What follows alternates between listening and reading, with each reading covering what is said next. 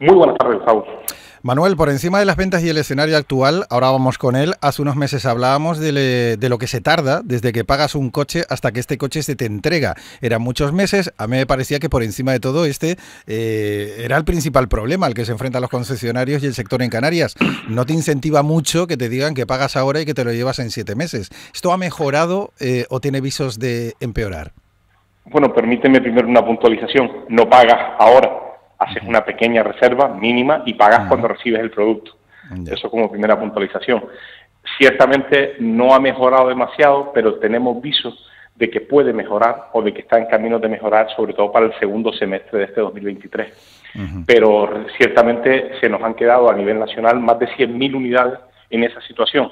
Comparado con las 200.000, más de 230.000 del año pasado, se podría decir que hemos mejorado bastante, porque nos hemos quitado casi un 60% de lo que había en espera. Pero realmente la situación va más lenta de lo que nos hubiera gustado y ahora sí parece que la maquinaria empieza a funcionar y que tenemos viso de que, sobre todo a partir de los meses de abril, mayo, junio, ya empezaremos a ver una regularización muy importante para poder agilizar las entregas. No como nos gustaría al 100%, pero sí lo vamos a ver durante este 2023, donde esas entregas se van a agilizar de una manera importante.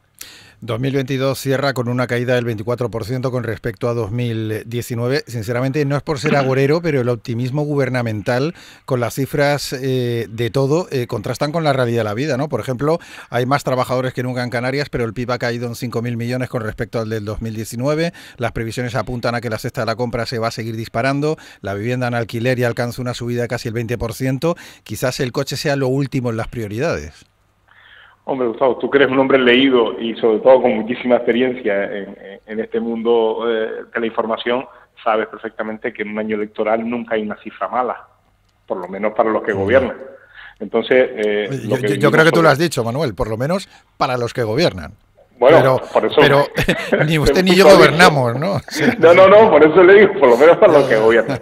Entonces, sí, ciertamente... esto no ayuda, evidentemente. Para nosotros el año 2023 presenta una gran incógnita y el lazo con el punto anterior no es precisamente la falta de producción, que es una preocupación, evidentemente.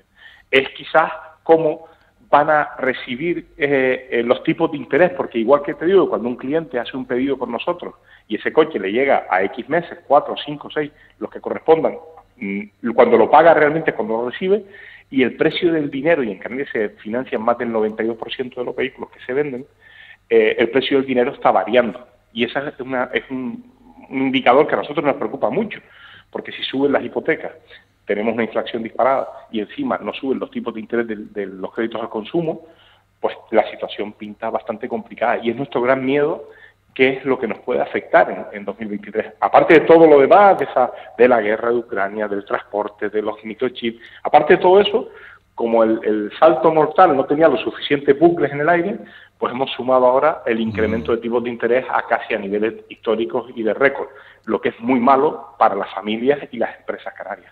Lo que es la empresa en sí, el sector, la última vez que hablábamos me decía, o yo entendía que o la cosa mejoraba en general o habría que plantearse la reducción de plantillas, por ejemplo, en un sector que mantiene muchos puestos de trabajo. ¿Estamos ya en ese momento o todavía lejos? Lejos no, cada vez estamos más cerca.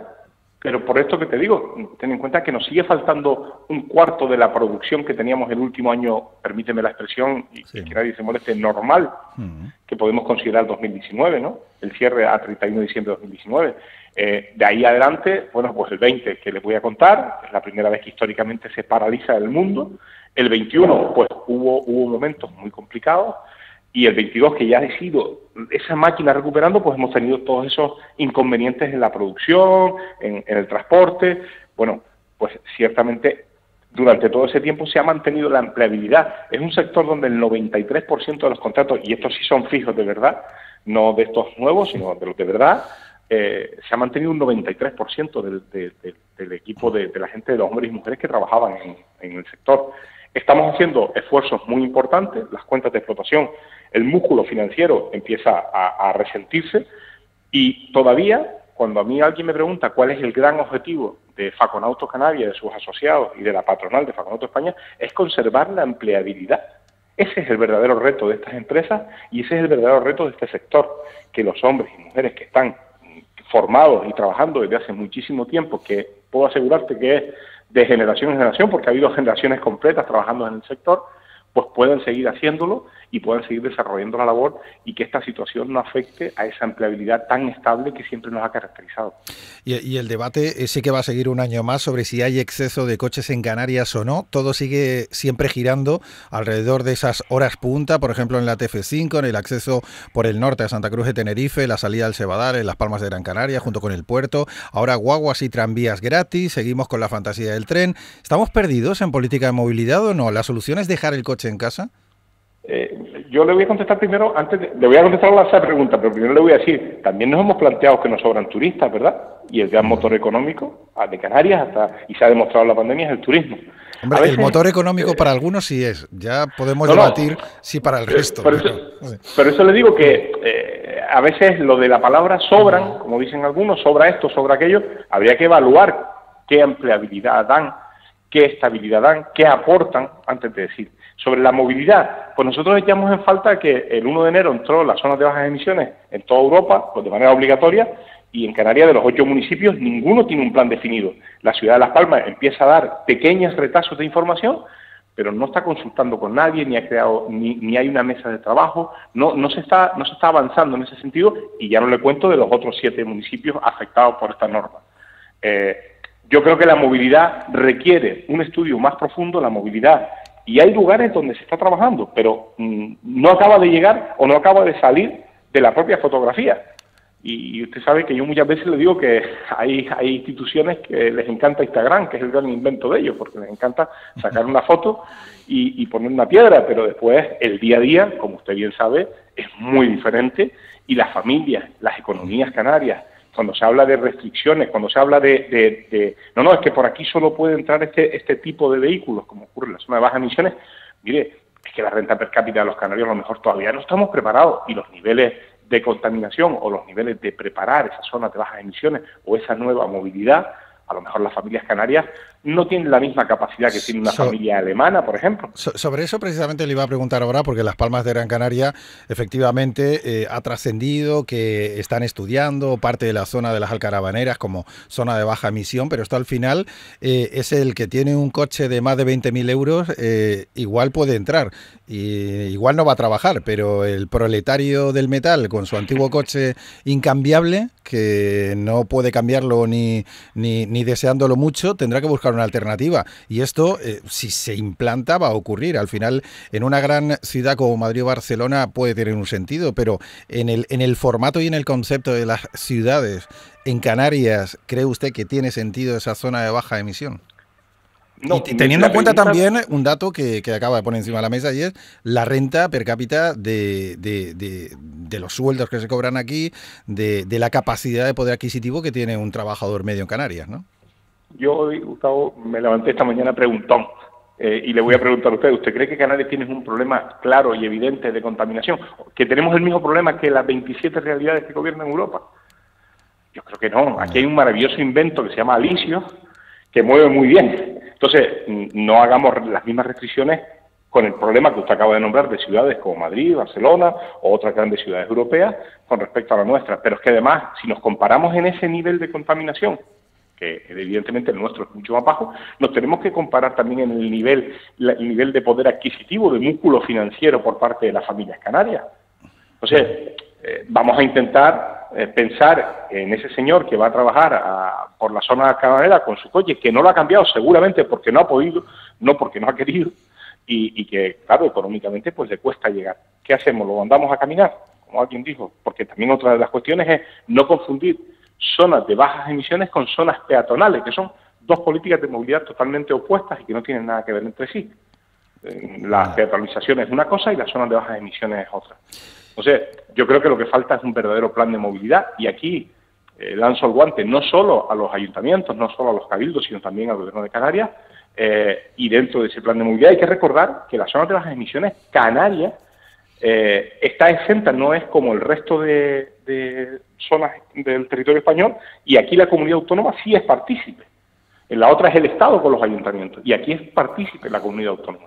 Entonces, yo creo que la movilidad está pidiendo a gritos, exigiendo por parte de los ciudadanos, porque al final no nos olvidemos que la movilidad la componemos los ciudadanos, con todas nuestras características, y entre ellas una muy importante, como usted apunta, que es la económica, y quizás está pidiendo a gritos que la parte de la gobernanza política se fije en esto, pero no se fije ahora en el mes de marzo, abril, mayo, después de mayo también. Después de mayo también tenemos que hacerlo. Y nosotros no nos oponemos ni a la gratuidad, ni a ningún medio colectivo de transporte, no, nada de eso. Nosotros solo queremos una cosa que es muy sencilla de entender, sentido común a la hora de aplicar según qué normativas y a la hora de poner en marcha según qué planes, y que pensemos en la realidad de las familias canarias. Pues una última, Manuel, de forma breve. ¿A usted qué le parece que una persona sin casco ni señalización, conduciendo un patinete eléctrico, pueda circular por las calles junto con los coches? Le remito al ejemplo práctico que usted habrá visto, muchos de los oyentes también, no a la teoría en la de que todos somos muy responsables y vamos a respetarlo todo, sino a la realidad. La realidad que se está viendo en las ciudades. Por ejemplo, el otro día leíamos el dato de Barcelona, que se ha quintuplicado el número de accidentes mortales de personas que impactan contra un vehículo circulando en patinete por zonas donde no se debería de circular. Mire, como ciudadano y escuchándolo y quitando cualquier tipo de responsabilidad a Faconauto, lo que yo le voy a decir, a nivel personal, como siempre le digo a usted, mi opinión y la del presidente son otras, un verdadero disparate. Porque no puede ser que un señor salga sin seguro, sin ningún tipo de responsabilidad, sin ningún tipo de medida protectora, y que para coger cualquier otro vehículo usted tenga que tener una serie de requisitos lógicos, por otra parte, de compromiso con lo que pudiese ocurrir. Entonces, eso necesita una regulación. Y cada día el problema es mayor, y se está viendo en las estadísticas. Pero es que además la ciudad de Las Palmas de Gran Canaria tiene un carril bici muy hermoso, donde hay muchísimos patinetes, y vemos a veces con más responsabilidad a los ciclistas que a los propios usuarios de los patinetes.